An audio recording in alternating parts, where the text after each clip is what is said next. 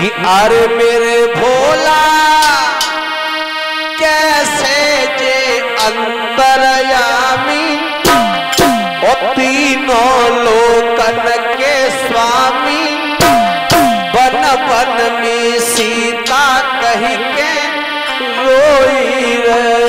मेरे भोला कैसे अंतरयामी तीनों लोकन के स्वामी बन बन में सीता कही के रोई रहे।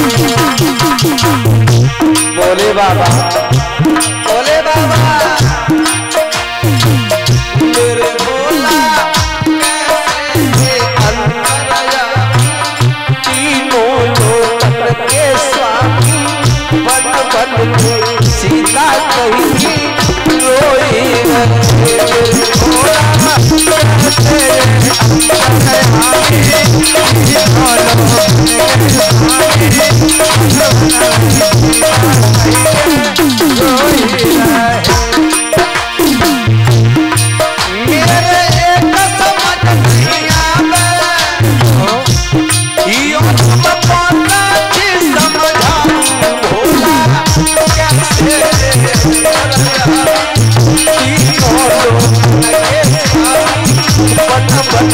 सीता रोई भोला कैसे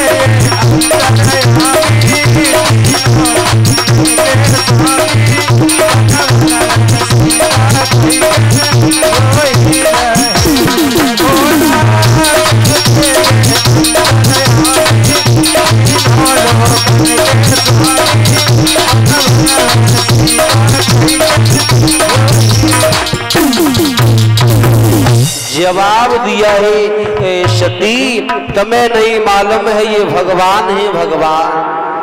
बोले भोले बाबा मुझे विश्वास नहीं है, अगर ये भगवान होते और जरा जरा से बालक सारी दुनिया तुम्हें प्रणाम करती है और आप नहीं झुक के प्रणाम कर रहे हैं, ये भगवान हो ही नहीं सकते। भोले बाबा इसका मतलब तुम्हें संदेह है? तो भोले बाबा ने जवाब दिया है सती आप कहना क्या चाहती हैं?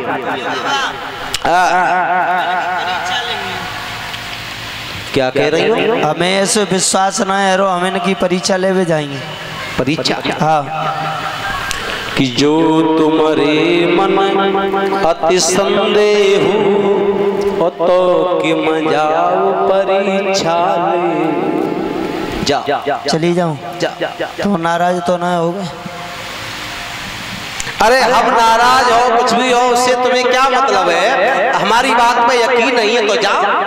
ठीक है मैं जा रही हूँ। और सती मैया ने सोचा कि भोले बाबा नाराज हो जाएंगे, एकदम से बात बदल के बोली महाराज मैं कहीं नहीं जा रही, कोई बात नहीं। आप जिस रास्ता पे भगवान श्री राम आ रहे थे शेषावतारी लक्ष्मण, तो सती को परीक्षित जी चैन नहीं आया और उसी रास्ता पर सती मैया सीता मैया का वेश बना करके खड़ी हो गई। सोच रही है अगर ये भगवान होंगे तो जान जाएंगे, है ना, और अगर ये साधारण इंसान होंगे तो उनकी परीक्षा आज पूरी हो जाएगी। भगवान श्री राम ने सती मैया को सीता के वेश में देखा तो सोचने लगे सती तुम्हें दिल में घमंड है, इसलिए हम इस रास्ता को छोड़ देंगे, दूसरे रास्ता पर चल पड़ेंगे। भगवान श्री राम दूसरे रास्ता पर चल पड़े। सती ने सोचा कि इन्होंने मुझे देख नहीं पाया और सती मैया उस रास्ता पर भी खड़ी हो गई। भगवान श्री राम समझ गए अब सती के घमंड को दूर करना ही पड़ेगा। एकदम से सती मैया से भगवान श्री राम बोले क्यों सती इधर कहाँ जा रही हो और भोले बाबा को कहाँ छोड़ आई? और जो सती ने देखा इसका मतलब इन्होंने मुझे पहचान लिया, अब मैं क्या करूं? अब तो मैं कहीं की नहीं रही। अब तो सती बड़ी हैरान और परीक्षित महाराज वहां से भागी और सीधी भोले बाबा के पास पहुंची। भोले बाबा पहले ही समझ गए थे। बोले बाबा कहने लगे क्यों सती? बोले परीक्षा ले आई। बोले बाबा मैं का परीक्षा थोरुकाऊ की लेवे गई। फिर कहाँ गई थी? तुम्हारी किस्म ले मैं तो ऐसी गई और घूमे के गई और मैंने हाथ जोड़ के 2 जन को प्रणाम करके मैं तो वापस लौटे आई। अब बताओ, जब भोले बाबा की पत्नी अपने पति से झूठ बोल गई, मुझे आजकल की पूंजी तुझे कौन सा खेत की मूली है?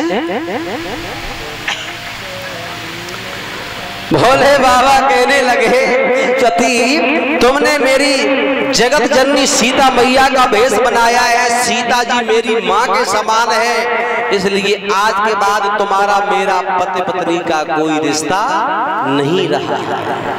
आज के बाद तुम मेरी माँ के समान हो। और भोले बाबा ने जाकर के एकदम से समाधि लगा ली। अब तो बड़ी हैरान है, कभी नादिया के पास जाती हैं और कभी शिखरों पे जाती हैं। अब तो सती मैया सोच रही है अब क्या हो, अब भोले बाबा की समाधि कैसे खुले। लेकिन भोले बाबा अपनी समाधि में लीन हो गए कि भोजन भजन और है नारी। माता बहनों आप कथा में आई हो, हमेशा 3 चीज एकांत में करनी चाहिए। सोच रही हो कौन कौन सी? भोजन भजन और है नारी। भोजन करो तो एकांत में सो का तुम्हारी किस्म परिचय महाराज। मैंने अपनी आंखों से देखा है कि माताएं बहनें कोई बढ़िया चीज बनाए ले और आराम से कटोरी में की और छज्जे पे बैठ के धीरे धीरे, है ना? नहीं कह रहा आप तो ऐसा नहीं करती, हमारे यहाँ की है, आप तो बहुत बढ़िया।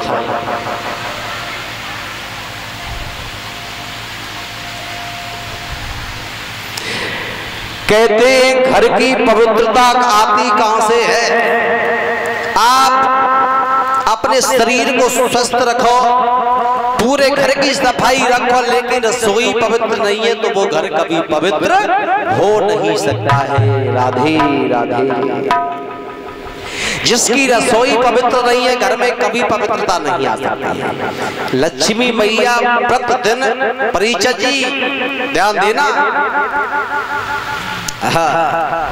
लक्ष्मी मैया प्रतिदिन ऐसा कोई घर नहीं है कि उस घर में फेरी देने के लिए नहीं जाती हो। लेकिन जाती कहाँ है मालूम है? जिस घर में सुख शांति होती है, लड़ाई झगड़ा नहीं होता है। अब आप ही बताओ, जिस घर में suबह से शाम तक लाठी डंडे चलते हो, कि लक्ष्मी मैया का डंडा खाने के लिए जाएगी? बताओ। घर की पवित्रता होती है रसोई से।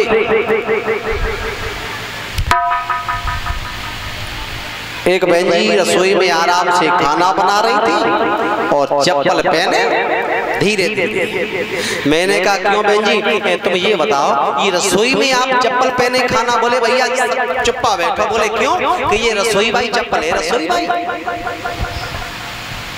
मैंने कही आप मार्केट जाना और मार्केट में जाकर के ये कहना भैया रसोई वाली या चौका वाली चप्पल दे दे, क्या वो दे सकता है? ऐसा नहीं होना चाहिए। घर की पवित्रता केवल रसोई से होती है। अब जीव छोड़ो महाराज, मैंने तो यहाँ तक देखा है, अपनी आंखों से देखता रहता हूँ, महीने में गांव चेंज हो जाते हैं। तो अगर घर में कोई रिश्तेदार आ गया और माता बहने एकदम गई भाग के, एकदम से उनने चाय बनाई और गैस पे आराम से चाय जैसी बनी और थोड़ी सी कटोरी में की और पहले चाक के देख ले, दिया मीठी है, दिया वही गई मीठी। अरे जाओ छोड़ो, मैंने तो यहाँ तक देखा है अगर कोई बर्तन अर्तन नहीं मिला तो जल्दी में उन्होंने एकदम से चाय ली और हथेली पे टपका ली, चाट के देख ली, दिया नहीं। आपकी बात नहीं कर रहे माता, ऐसा होता है कहीं कहीं।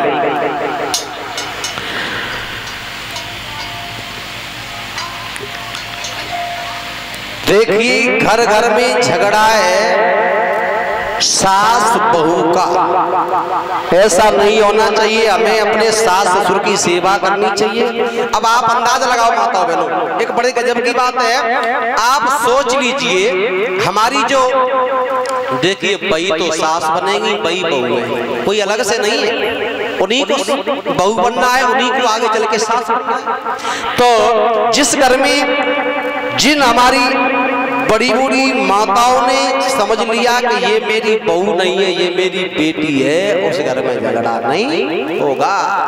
क्योंकि अंदाज किया होगा अगर अपनी बेटी से कोई काम गलत हो जाए, कितने प्रेम से समझाते हैं, बेटा ये काम ऐसे नहीं किया जाता है, तुम्हारे सास ससुर परिवार वाले गुस्सा होते हैं, इस काम को ऐसे किया कर। अगर परीक्षित महाराज कोई काम को बहू से खराब हो जाए, फिर देखो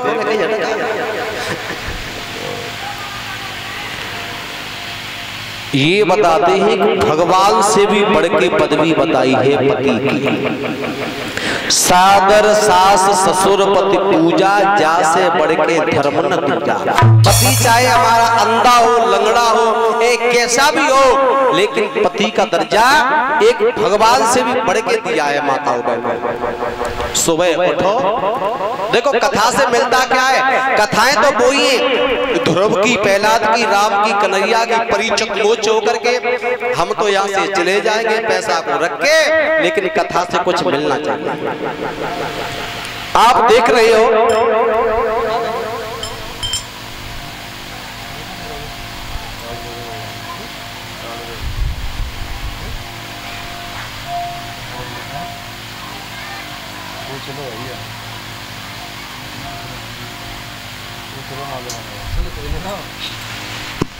हाँ जी,